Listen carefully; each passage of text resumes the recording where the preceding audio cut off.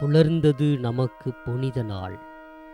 பிற இனத்தாரே, வருவீர், இறைவன் மலரடி தொழுவீர். ஏனெனில் உலகின் மீது எழுந்தது பேரொளி என்றே.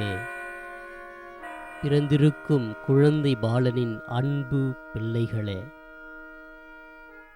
உங்களை வாழ்த்துவதிலே நான் மகிழ்ச்சி அடைகின்றேன். சாமி பொதுவான சாமி, நம்ம சாமி பொதுவான சாமி.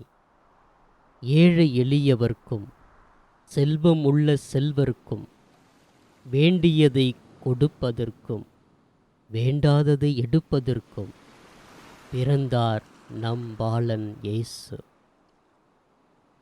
இந்த கிறிஸ்து பிறப்பு தமிழக மக்களுக்கு, குறிப்பாக சென்னை, காஞ்சிபுரம், கடலூர் போன்ற மாவட்டங்களில் மழை, வெள்ளம் மக்களை அச்சுறுத்தி சோகத்தில் ஆழ்த்தியிருக்கின்றது.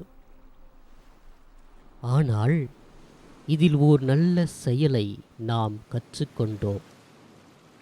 மீட்பு பணிக்காக ஜாதி, மதம், மொழி, இனம், உயர்ந்தவர், தாழ்ந்தவர் என்று வித்தியாசம் பார்க்காமல் உதவின கரங்கள் தெய்வ கரங்கள் என்று பாதித்த மக்களின் பதிலாக இருந்தது.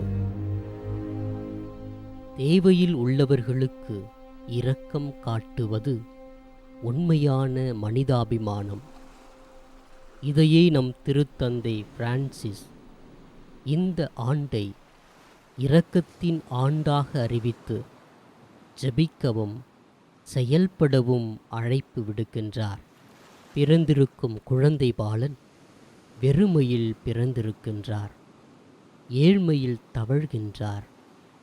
நம்மீது இரக்கம் வைத்து பரிவு காட்டி அன்பு செய்கின்றார்.